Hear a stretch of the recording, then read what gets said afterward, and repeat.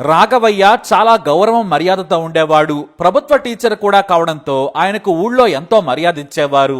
రాఘవయ్య దారిలో వస్తున్నాడంటే గ్రామస్తులంతా లేచి నిలబడి నమస్కారం పెట్టేవారు. ప్రభుత్వ పాఠశాలకు హెడ్ మాస్టర్ ఆయన. ఇక స్కూల్ ని కూడా చాలా బాగా నడిపేవారు. తన సొంత పిల్లల్లా చూసుకునేవారు. అందుకే గ్రామంలోని ధనవంతుల పిల్లలు కూడా ప్రభుత్వ స్కూల్ కే పంపేవారు. ఆయనకు ఉన్న ఏకైక కూతురు గాయత్రి.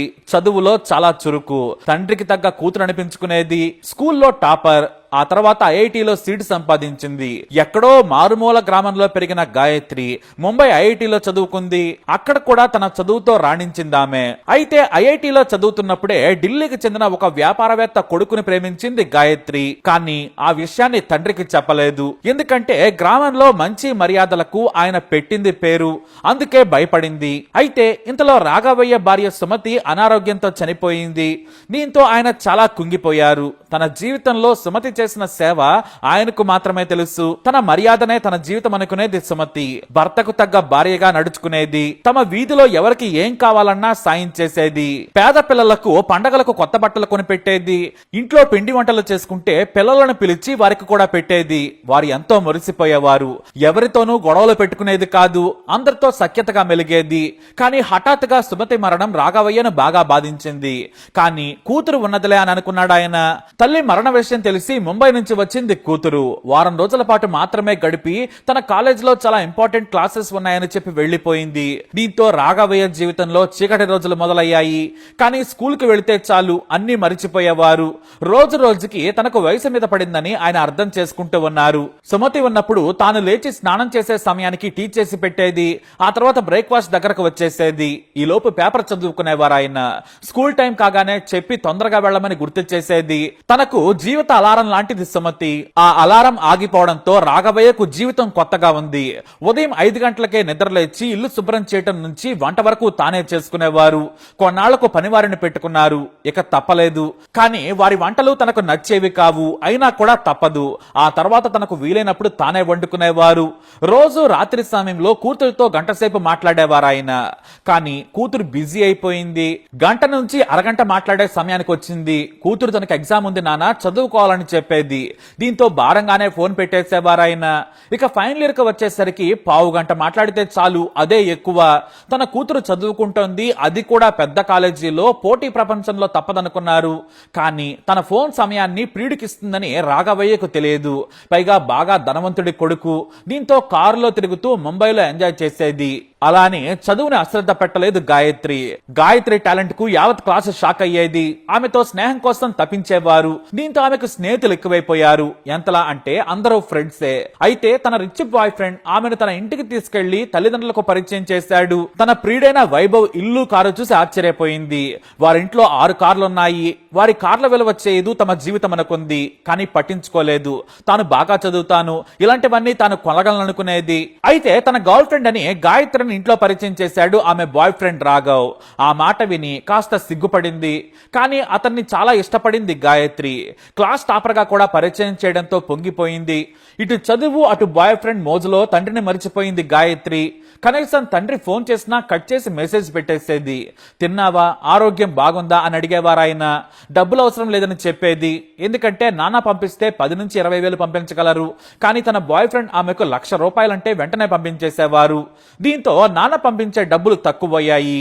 చివరకు ఇంజనీరింగ్ పూర్తి చేసింది గాయత్రి. కాలేజీలో చదువుకున్నప్పుడు ప్రతి 6 నెలలకు ఓసారైనా సెలవులు దొరికితే గాయత్రి ఇంటికి వచ్చేది. కానీ ఇంజనీరింగ్ పూర్తయ్యాక ఒక ఎంఎన్సీ కంపెనీలో జాబ్ సంపాదించింది.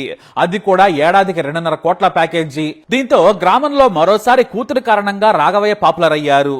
కూతురు సక్సెస్ చూసి బాధలను మరిచిపోయారు. కానీ ఆ జాబ్ లో చేరిన తర్వాత గాయత్రితో మాటే కరువైపోయింది.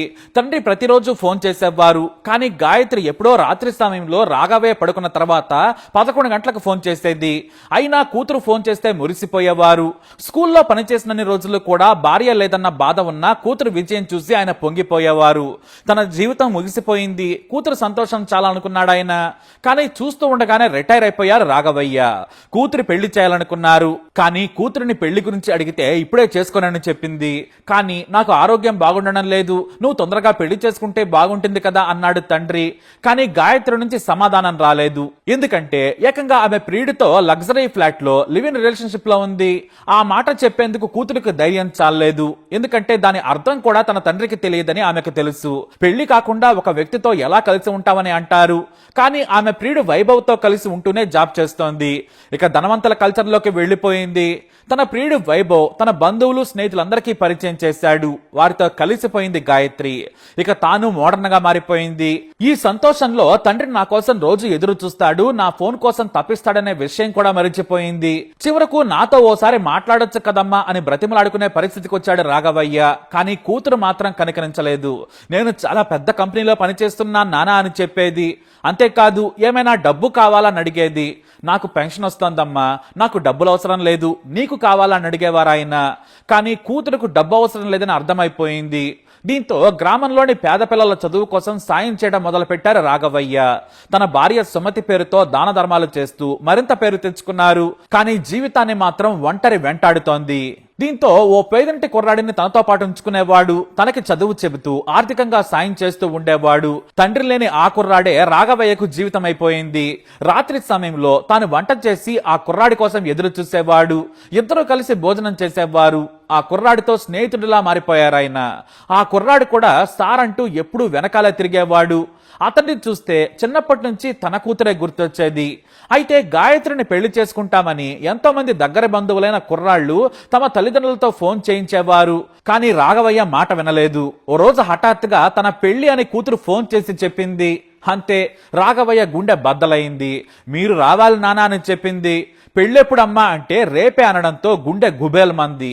ఎవరితో అంటే నా బాయ్ ఫ్రెండ్ తో నన్ను చెప్పింది. ఆ మాట వినగానే ఎందుకో కాసేపు ఆలోచనలో పడ్డాడు రాఘవయ్య. ఇక్కడ కూతురు ఎవరినో ప్రేమించిందని కాదు, కనీసం చెప్పలేదని, తానే పెళ్లి చేసేవాడిని కదా అనుకున్నాడు. కానీ ముంబై కల్చర్ కు అలవాటు పడ్డ గాయత్రి వేల కోట్ల వ్యాపారవేత్త ఇంటికి కోడలుగా వెళ్లిన తర్వాత తండ్రి జీవితం తక్కువగా కనపడింది. రేపు ఎన్ని గంటలకు పెళ్ళన్నాడు రాఘవయ్య. ఉదయం 11 గంటలకని చెప్పింది. మరి నేను ఎలా రాగలనంటే ఐడియా కూడా ఇచ్చింది గాయత్రి. హైదరాబాద్కు వచ్చి ఫ్లైట్ ఎక్కి రావాలని కోరింది. నేను ఎయిర్పోర్ట్ దగ్గరకు మనిషిని పంపుతాను, నువ్వు రావాలంది. ఇంతలో నాకు కాబోయే భర్త ఫోన్ చేస్తున్నాడు. నువ్వు మాత్రం ఖచ్చితంగా రావాలి నాన్న, ఎయిర్పోర్ట్ లో దిగ్గానే నాకు కాల్ చేయమని ఫోన్ పెట్టేసింది గాయత్రి. ఆ క్షణంలో తాను ఫోన్లో విన్నది నిజమేనా అనుకున్నాడు. కూతురు పెళ్లి తనకు కూడా తెలియకుండా జరుగుతుందని తెలిసి బాధపడ్డాడు. నా చేయి పట్టుకుందే స్కూల్కి రాని నా కూతురు చేయి వదిలేసిందని తెలుసుకుని బాధపడ్డాడు. ఆ పెళ్లికి వెళ్ళలేదు రాఘవయ్య. ఎందుకు రాలేదని కూతురు ఫోన్ చేసి కూడా అడగనూ లేదు. కానీ నాతో పాటు అమ్మ ఆశీస్సులు కూడా నీకుంటాయి, నిండు నూరేళ్లు చల్లగా బ్రతకమని మెసేజ్ పెట్టారంతే. ఆ తర్వాత సుమతి ఫోటో పంపించి అమ్మకు దండం పెట్టు, నువ్వంటే ప్రాణం తనకి అని మెసేజ్ చేశారు. అంతే, నాటి నుంచి గాయత్రి నుంచి ఫోన్ కూడా రాలేదు. తాను ఎన్నోసార్లు ఫోన్ చేయాలనుకున్నా కూడా నంబర్ నొక్కాలంటేనే ఆగిపోయేవారు. చివరకు నెల తర్వాత కాల్ చేశారు రాఘవయ్య. ఫోన్ లిఫ్ట్ చేసి ఎలా ఉన్నావు నాన్న అని అడిగింది. ఆ మాట వినగానే సంతోషపడ్డాడు. నిన్ను ఓసారి చూడాలనుందమ్మా, ఒక్కసారి చూస్తాను, నా దగ్గరికి వచ్చిపోవా అన్నాడు. ఆ మాట వినగానే గాయత్రి మరో మాట చెప్పింది. అయ్యో లేదు నాన్న, నేను యూరప్ వెళ్ళిపోతున్నాను, మరో 3 నెలల వరకు రానని చెప్పింది. అలాగా, సరే 3 నెలల తర్వాత నేనే ముంబై వచ్చి చూస్తానని చెప్పారాయన. సరేనని వెంటనే ఫోన్ కట్ చేసింది గాయత్రి. ఇక తన కూతురు పరాయి వ్యక్తి సొంతమైంది, పరాయి ఇంట్లోకి వెళ్లిపోయిందనుకున్నాడు. తాను ముంబై పంపించి తప్పు చేశానా, లేదంటే తాను వెళ్లి చదువుకొని మంచి కుర్రాడిని పెళ్లి చేసుకున్నందుకు సంతోషపడాలా అని ఆలోచనలో పడ్డారు. తనకు తెలియకుండా తన కూతురుకు పెళ్లైందంటే గ్రామంలో నలుగురు నవ్వుతారని, తనను తక్కువగా చూస్తారని భయపడ్డాడు రాఘవయ్య. నెల నెలా పెన్షన్ వస్తుంది కదా, డబ్బుకు సమస్య ఉండదు, బంధువులు కూడా తనను తక్కువగా చూస్తారు.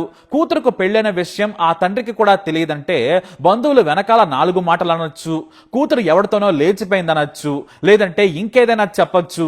అందుకే ఆ గ్రామంలో ఉండకూడదు అనుకున్నారు రాఘవయ్య. తన ఇంటికి తాళం వేశారు. నేను ముంబై వెళుతున్నాను, నా కూతురు దగ్గరికి వెళుతున్నాను, తానిక రాకపోవచ్చని గ్రామంలోని తన మనసుకు దగ్గరైన వారందరికీ కూడా చెప్పాడు రాఘవయ్య. తన దగ్గర చదువుకుంటున్న కుర్రాడికి 50,000 రూపాయలు ఇచ్చి బాగా చదువుకోమని దీవించాడు.